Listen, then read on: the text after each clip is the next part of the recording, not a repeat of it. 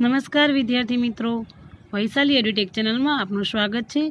આજે આપણે ધોરણ 6ની ગુજરાતી વિષયની ડિસેમ્બર 2020ની એકમ કસોટીનું સોલ્યુશનનો નમૂનો જોઈશું।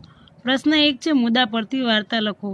એ મુદ્દા આપેલા છે: રામ સીતાનો વનવાસ, સોનેરી હરણની માંગ, રામનું લેવા જવું, રાવણનું ઝૂંપડીમાં આગમન, સીતાહરણ, હનુમાન અને રામનું મિલન, હનુમાન દ્વારા સીતાની શોધ, સમુદ્ર પાર લંકામાં જવું, હનુમાનને સીતાજીના દર્શન, રાવણ સમક્ષ સભામાં હાજર અને લંકા દહન।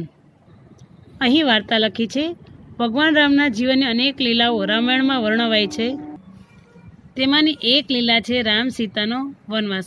સાવકી માતા કૈકેયીએ દાસી મંથરાની કાન ભવેણીથી ઉશ્કેરીને રાજા દશરથ પાસેથી રામનો વનવાસ અને પોતાના પુત્ર ભરતનો રાજ્યાભિષેક માંગ્યો હતો। આથી જે સવારે રામનો રાજ્યાભિષેક થવાનો હતો તેને બદલે રામ ત્યારે સીતા સાથે 14 વર્ષના વનવાસે ગયા। લક્ષ્મણ પણ પોતાના ભાઈ તથા માતા સમાન ભાભીની સેવાર્થે વનમાં ગયો।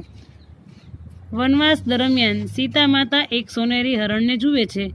તે રામને તેને પકડી લાવવા કહે છે। રામ હરણને પકડવા હરણની પાછળ જાય છે તથા લક્ષ્મણને સીતાનું ધ્યાન રાખવા કહે છે। ત્યારબાદ રામ જેવો અવાજ કાઢીને લક્ષ્મણને મદદ માટે બોલાવે છે। લક્ષ્મણ જતા પહેલાં ઝૂંપડીની બહાર એક લક્ષ્મણ રેખા કરે છે અને સીતાજીને તેની બહાર ન નીકળવા કહે છે।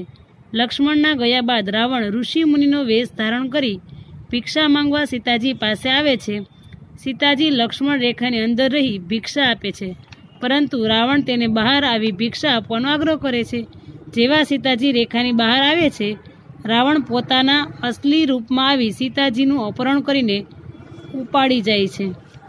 રામ લક્ષ્મણ જ્યારે ઝૂંપડીમાં પાછા આવે છે ત્યારે સીતાજી ત્યાં હોતા નથી, તેથી તેઓ તેની શોધમાં નીકળે છે। માર્ગમાં તેઓને હનુમાનજી મળે છે। હનુમાન સીતાજીની શોધ કરવા સમુદ્ર પાર કરીને લંકામાં જાય છે। લંકામાં અશોક વાટિકામાં હનુમાનને સીતાજીના દર્શન થાય છે।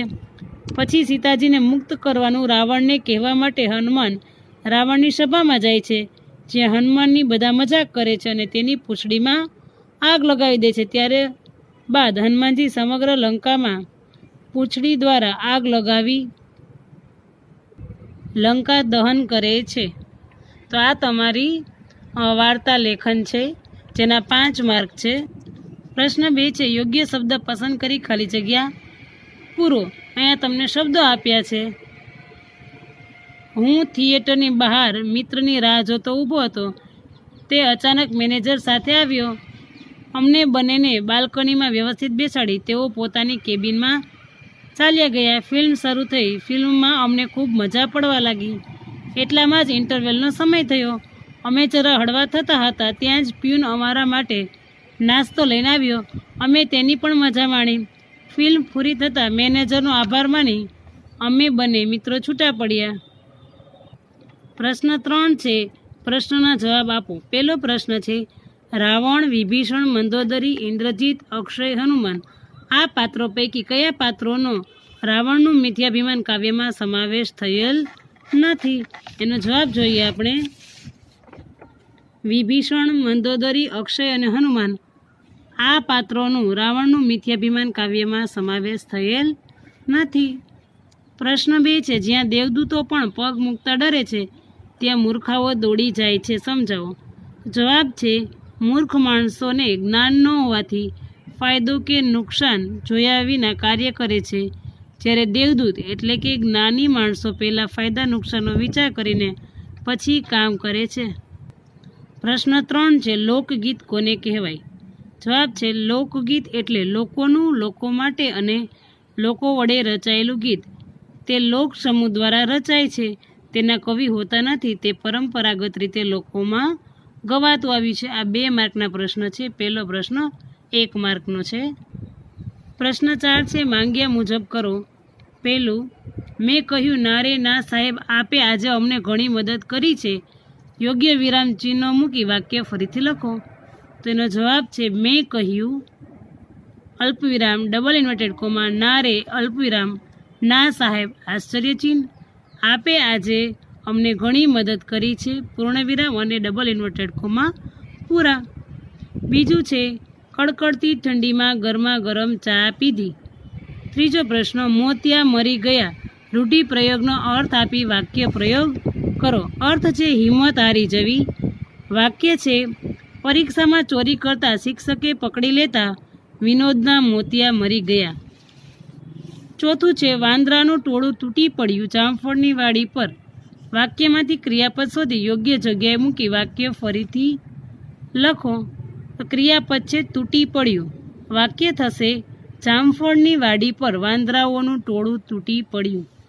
પાંચમું છે દૂધ પાણી પેટ્રોલ તેલ. આ શબ્દો ખાલી જગ્યા છે તો કે દ્રવ્યવાચક નામ છે. પ્રશ્ન 5 છે 5 માર્કનો. તમે જોયેલી કોઈ એક ફિલ્મ કે નાટક વિશે 8-10 વાક્ય લખો. તો આપણે અહીંયા તાનાજી ફિલ્મ વિશે લખ્યું છે. તમે આમાં કંઈ પણ લખી શકો છો. આ એક નમૂના માટેનો પ્રશ્નપત્ર છે. તાનાજી ફિલ્મ જાન્યુઆરી 2020માં રિલીઝ થઈ હતી. તે એક ઐતિહાસિક પ્રસંગ પર આધારિત ફિલ્મ છે. તે 3D ફિલ્મ છે. મેં તે થિયેટરમાં જોઈ હતી. મને 3D ચશ્મા પહેરી ફિલ્મ જોવાની ખૂબ જ મજા આવી હતી.